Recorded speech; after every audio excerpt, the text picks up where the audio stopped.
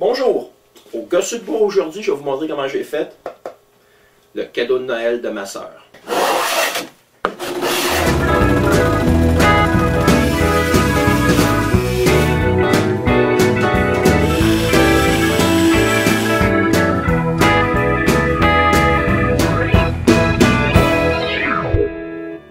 Dans mon dernier épisode, j'ai fait des urnes pour mes parents.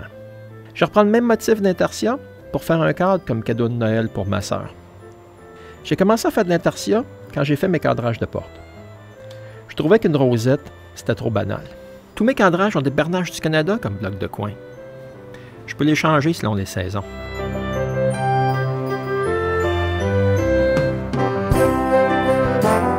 Comme je ne suis pas un artiste, je cherche des idées d'oiseaux sur Internet. Je cherche des images de livres à colorier avec des oiseaux. Quand je trouve une image qui me plaît, je la sauve sur mon disque dur. Ensuite, j'ouvre cette image avec un programme pour dessiner à l'ordinateur. Je modifie l'image parce qu'une image de livre à colorier, ça a trop de détails et de petites lignes inutiles. J'enlève des lignes, puis j'en rajoute. Quand je suis satisfait du résultat, je découpe les parties d'oiseaux, je les place sur un autre canevas, puis j'enlève les lignes inutiles de chaque forme. Ici, on peut voir toutes les formes qui vont être découpées dans les essences de bois différentes. Pour avoir une idée du produit final, je prends une photographie de mes essences de bois que je déposais par terre. Ensuite, je prends mon patron final, puis je dessine dessus avec mes essences de bois. De cette manière-là, j'ai une bonne idée de ce que ça va avoir l'air.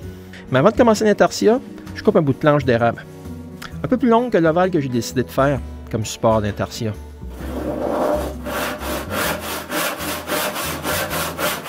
Je refais la planche en deux pour avoir une planche moins épaisse puis plus large un coup collé.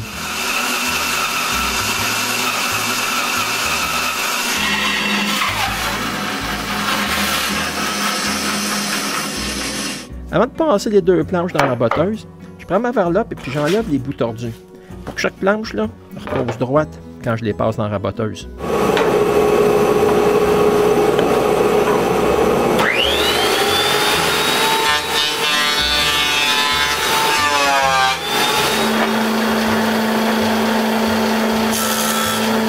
Ensuite, je les passe dans la dégauchisseuse pour que les joints entre les deux planches soient droits.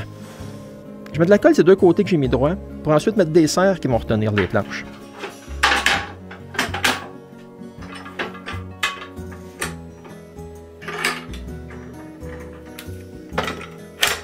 Pendant que la colle sèche, c'est le temps idéal pour commencer l'intarsia.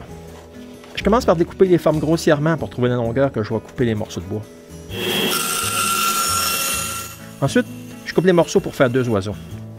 Je mets du ruban adhésif à tapis pour coller deux morceaux de bois ensemble. Ces morceaux, je colle un petit morceau de Mac-Tac. Je plique de la colle ces morceaux de papier que je viens ensuite coller sur le Mac-Tac. Quand toutes les formes sont collées sur leurs essences de bois, c'est ce que ça a de l'air. C'est maintenant le temps idéal pour enlever l'excédent de colle ces morceaux d'érable. C'est le temps de couper tous les formes sur la scie en tournée. Après que chaque forme est coupée, je les place sur le patron. Comme ça, il n'y a pas d'erreur, puis je peux voir la progression de mes coupes. Quand tous les morceaux sont coupés, c'est le temps de sabler les coins en rond, puis de donner des formes à certains morceaux. Je me sers d'une Dremel avec une rallonge souple. Ici, on peut voir la différence entre les morceaux coupés et ceux avec les coins arrondis. Certaines de mes coupes étaient moins que parfaites. Donc, sur certains morceaux, il faut les sabler pour qu'ils s'imbriquent un dans l'autre. Je me sers pour ça de ma sableuse à bande d'1 pouce, puis d'une sableuse à baril pneumatique aussi. Voici la différence entre le patron pas sablé puis celui sablé. Je cherche mon deuxième patron. Comme ça, si je veux en faire un autre plus tard, j'ai tous les morceaux déjà coupés. Je prends un baril pneumatique avec du papier sablé d'un grain de 400, puis je polis tous les morceaux pour enlever les marques de sablage que la Dremel a laissées.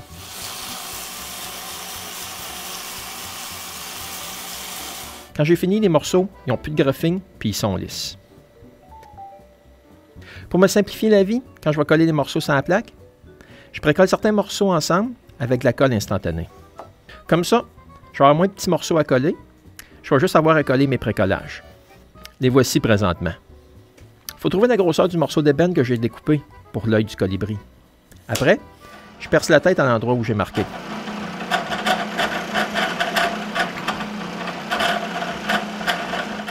Pour coller l'œil, je mets une goutte de colle instantanée dans le trou, puis je mets le bout d'ébène. Je laisse ça sécher, puis je charle le petit bout qui dépasse.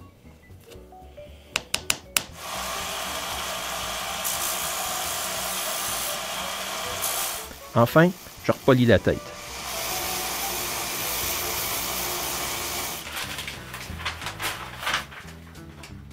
C'est le temps de travailler sans la plaque. Je colle un morceau de Mac-Tac sur le morceau d'érable. Je mets de la colle sur mon patron qui a l'ovale, pour ensuite le coller au centre de la planche.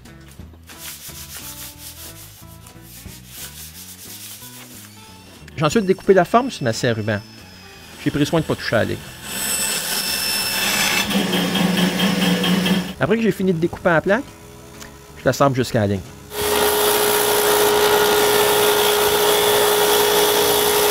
C'est le temps d'enlever le patron. Voici pourquoi j'utilise du Mac-Tac. C'est facile à enlever après. Je passe la plaque dans l'assembleuse à tambour pour uniformiser les deux faces.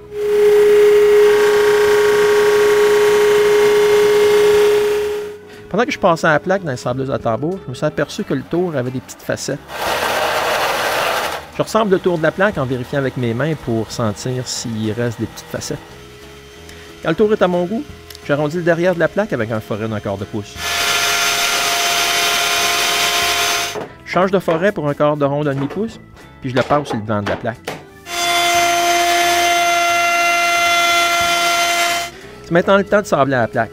Je sable les deux côtés avec un grain de 80, 120, puis je finis avec du 220.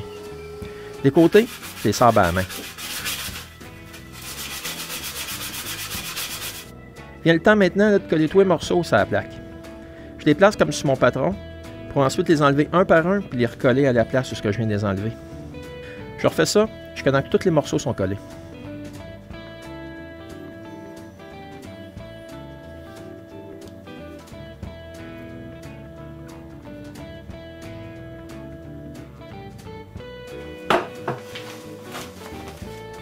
Quand tous les morceaux là, ils sont collés, je mets une poche de sable sur le patron, puis je mets 2 blocs de ciment par-dessus.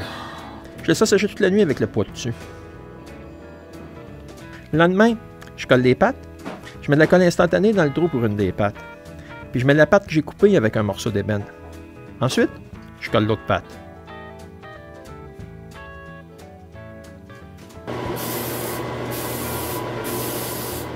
C'est le temps de mettre la finition. Je mets du lacquer d'une canne en aérosol.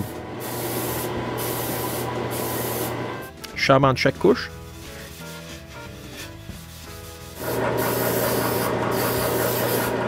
J'ai mis 4 couches comme ça.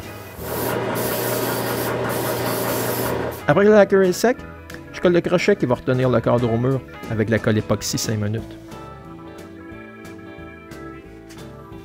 Voici le cadeau de Noël de ma sœur.